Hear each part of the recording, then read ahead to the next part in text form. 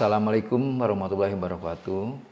Bapak pada hari ini yaitu pada acara MPLS ditugaskan untuk membawakan materi cara belajar efektif yaitu di SMK Kusuma Bangsa pada tahun pelajaran 2020-2021. Nah, yang pertama yaitu cara belajar efektif berdasarkan penelitian.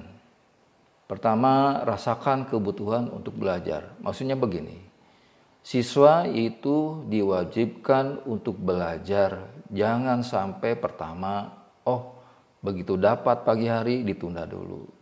Dapatkan siang hari sekolahnya tunda dulu. Nah itu juga perlu, yaitu kebutuhan belajar dalam hal baik itu teori maupun dalam hal praktek. Yang kedua, belajar dimanapun yang kita suka. Yang dimaksud di sini, kita belajar bukan hanya di sekolah, di dalam kelas, tapi kita juga perlu belajar itu bisa di ruang laboratorium ataupun di alam terbuka. Kenapa? Yaitu untuk membedakan keberadaan situasi di mana siswa itu bisa menangkap materi dalam bentuk apapun dan tempat yang berbeda. Ketiga, cicil pelajaran sedikit demi sedikit maksudnya. Jadi kalau mendapatkan materi pembelajaran, jangan hanya sekaligus kalian membacanya. Tapi begitu dapat pagi hari ataupun siang hari ilmunya atau dalam bentuk catatan, baca kembali. Kemudian besok harinya mau mendapatkan materi yang sama, baca kembali. Jangan dilakukan dengan cara mendadak. Itu tidak mungkin dapat menghasilkan nilai yang bagus. Karena kenapa? Dengan cara mendadak, kita dengan cara mencicil jelas hasilnya sangat jauh lebih bagus yang dicicil sedikit-sedikit. Karena apa? Karena untuk penyimpanan ke otak juga tidak mungkin sembarang sebanyak itu. Yang keempat, berbagi waktu belajar. Waktu belajar kapan ya? Jadi waktu belajar kalian pada saat di sekolah pagi, kemudian siang, silakan kalian baca kembali. Yaitu pada saat kapan malam hari dibaca kembali dan subuh hari dibaca kembali. Itu waktu belajar yang baik. Kalaupun kalian dapat yang nanti siang, nah malam hari mungkin capek, itu yang bagus pagi harinya. Karena kan kalian masuk siang. Yang kelima, berdiskusi. Karena begini, kalau kalian mendapatkan dengan secara monoton, yaitu guru dengan siswa, siswa tidak melakukan interaksi, siswa hanya belajar sendiri. Nah itu perlu diskusi. Maksudnya begini, dalam hal pemecahan masalah yang diberikan oleh guru perlu adanya diskusi, perlu adanya beda pendapat.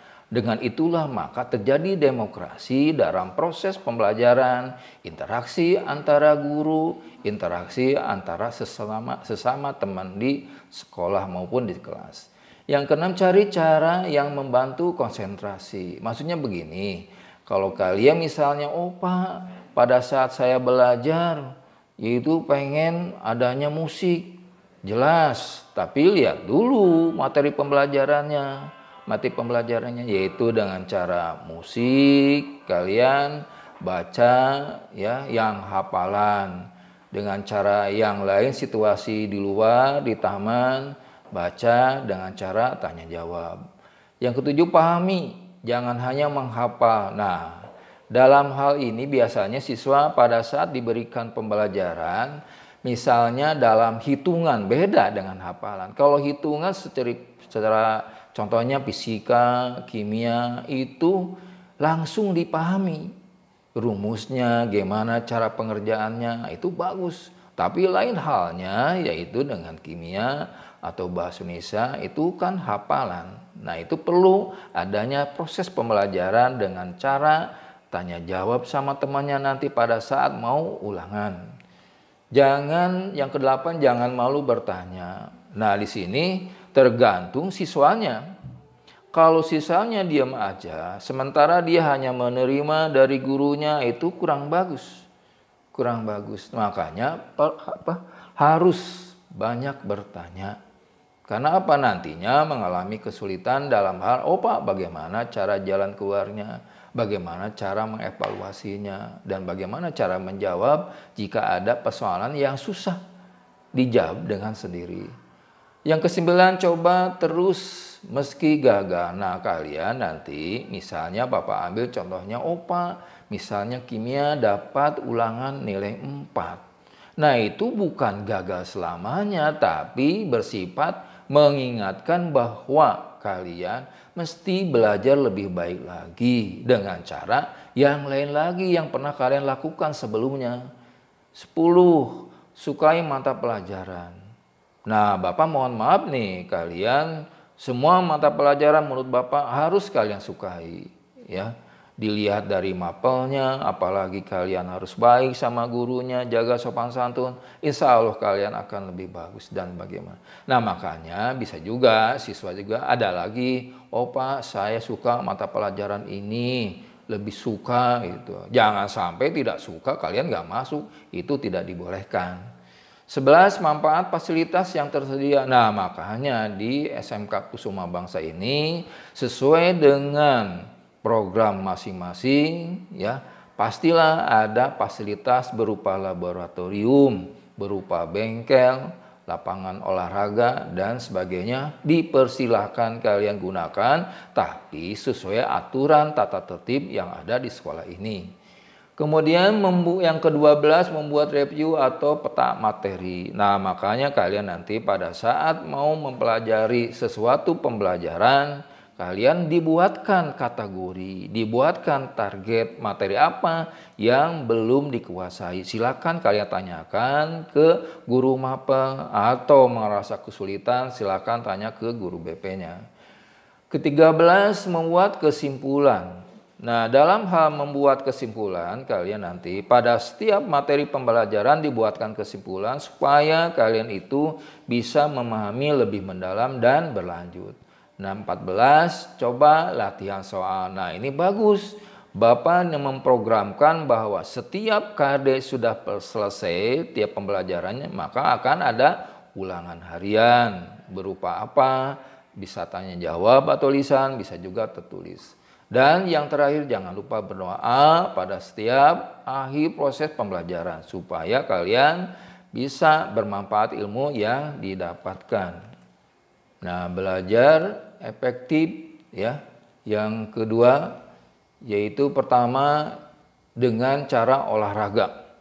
Apa manfaatnya olahraga? Karena kalau kita tidak berolahraga, semua bagian dari respirasi, ya, yang memberikan input oksigen ke otak, kalau kebanyakan karbon dioksida itu tidak mampu, kita mudah ngantuk. Makanya dalam proses pembelajaran kita harus ada olahraga, ya. Nah, makanya di sini supaya ada suplai oksigen ke otak, bisa membersihkan CO2 yang ada di otak itu supaya bersih dan diberikan input yang bagus. Yang kedua, berikan jeda waktu istirahat di tengah belajar. Karena begini, kita dalam proses pembelajaran dengan durasi 40 menit, kurang lebih 4 jam itu harus ada jeda waktu istirahat. Karena kenapa? Karena kan dalam satu pembelajaran bisa 4 jam itu jenuh. Makanya harus ada jeda, berikan istirahat otak ini, berikan keleluasaan dalam hal saraf untuk pengambil dari hasil pembelajaran, maka harus ada ketentuan waktu jeda istirahat. Nah, ucapkan. Nah, jangan dalam hati. Karena dengan cara begini, Bapak nih misalnya hari ini, Bapak kalau hanya membaca aja tanpa mengucapkan, karena dengan ucapan itu akan memberikan masukan ke otak apa yang telah kita keluarkan. Dengan sistem saraf yang ada di mulut bisa di-save ke otak. Itu ucapannya. Nah, makanya di sini juga yang keempat, saling tanya dengan teman. Dalam hal apa pelajarannya, apa aja. Misalnya matematika kalian kurang paham, tanya sama temennya, tanya sama gurunya. Itu jangan dikerjakan sendiri kalau belum tentu memahami. Kemudian yang kelima, dengarkan musik. Nah, masuknya bagaimana? Karena pengalaman Bapak pada saat mau menghafal, lihat dulu situasinya. Ada orang dengan belajar, dengan musik. Ada orang belajar tidak mau dengan musik. Nah, itu sesuai dengan mapel dan kemampuan otak masing-masing itu berbeda. Kemudian yang keenam, belajar singkat. Nah, yang dimaksud dengan belajar singkat berarti kita dalam hal mensuplai mata pelajaran tertentu dari guru, yaitu harus sesimpel mungkin sesuai dengan definisi, jangan membias kemana-mana, harus fokus. Khawatir nanti siswa tidak mengerti. Ya. Kemudian yang ketujuh, tulis tangan. Maksudnya begini, dalam tulis tangan dalam hal apa-apa? Oh, yaitu dalam hal menjawab pertanyaan esai atau uraian. Karena Bapak pernah dikasih tahu sama dosen Bapak dulu, yaitu kalau kalian belajar hafalan jangan membaca, tapi dengan cara kalian menulis, yaitu definisi dari pengertian apa. Karena nanti pada saat esai, tangan inilah yang akan melakukan penjawaban, bukan otaknya. Karena otak ini akan kontak dengan tangan kita. Nah, yang kedelapan, kerjakan latihan.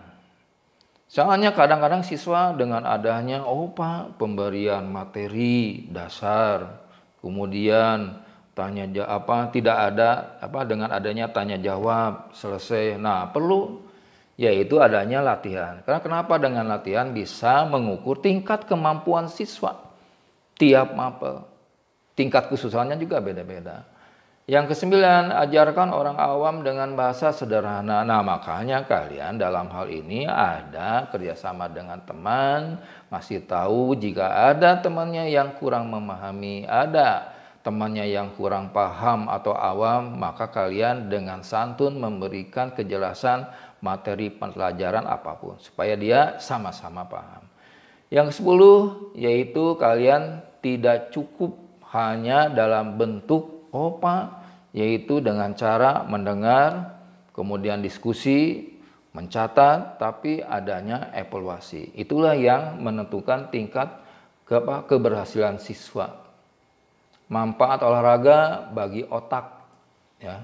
Nah, di sini ada satu manfaat olahraga bagi otak. Barusan tadi Bapak menjelaskan pengiriman nutrisi makanan yang kita kunyah dalam bentuk metabolisme dan oksigen, yaitu berupa gas yang bersih ke dalam darah agar otak kita yaitu tidak terlampau kelamaan menerima CO2 yang sudah digunakan oleh otak kita untuk berpikir.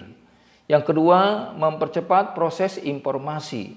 Karena begini, dengan cara olahraga kita tidak akan mengalami kekakuan dalam hal penyampaian transportasi proses pembelajaran ke siapapun.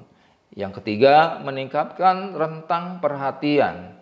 Nah, makanya di sini dalam hal proses pembelajaran nanti, jika guru sedang menjelaskan, kita harus fokus. Jangan kesana kemari nanya itu. Nah, makanya fokus dulu melihat ke depan, baru jika ada hal lain yang kurang jelas, silakan kalian bisa tanyakan. Yang keempat, mengurangi stres, depresi, dan rasa cemas. Nah, contohnya Bapak sendiri dalam seharian dari jam 6 sampai jam 6 lagi mengajar. Nah, makanya perlu adanya rentang waktu yang Bapak barusan tadi jelaskan.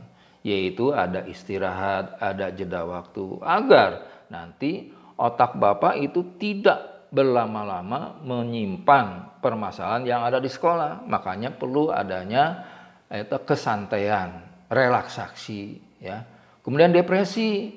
Nah, di sini tolonglah jangan sampai nanti siswa itu diberikan latihan, diberikan cara-cara yang menyusahkan dia. Akhirnya nanti dampaknya siswa bukannya mengerti, malah ada dampaknya depresi, merasa tertekan jiwanya. Ya, dan yang ketiga itu rasa cemas, was-was. Nah, itu juga tidak dibolehkan, apalagi kalian masih muda ya. Harus dalam keadaan relaksasi, jangan cemas, biasanya bergetar. Ciri-cirinya gimana? Biasanya orang itu kalau merasa stres, ada di perutnya sakit perut, ada kencing melulu, ada sakit kepala. Yang kelima, pikiran stres. Yang dimaksud dengan pikiran stres ini yaitu dalam suasana yang santai, ya, familiar. Jangan tegang. Harus memberikan keregangan pada otak. Jangan dibuat tegang melulu. Yang keenam, meningkatkan kemampuan pemecahan masalah. Nah, dalam hal ini siswa diberikan kesempatan untuk memberikan apa istilahnya demokrasi dalam proses pembelajaran. Jangan hanya menerima dari guru aja, tapi dia belajar sebagai pemimpin untuk diskusi di dalam kelas. Nah, di sini cara belajar dengan teknik Pomodoro diantaranya. Nah, di sini yang pertama, tentukan topik yang kamu mempelajari, ya, sesuai dengan aturan pembelajaran, ya. Jangan membias kemana-mana. Yang kedua, pasang stopwatch 25 menit. Nah, maksudnya begini. Jadi kita dalam hal melakukan pembelajaran, membaca dan mengingat, pasti ada batas waktu tertentu. Sebetulnya yaitu kurang lebih 20 menit. Biasanya kalau 20 menit itu siswa kemampuan untuk daya serapnya akan berkurang. Ketiga, fokus pelajari materi tadi, yaitu dalam hal kalian masuk, berdoa supaya lebih konsentrasi lagi ke materi pembelajarannya.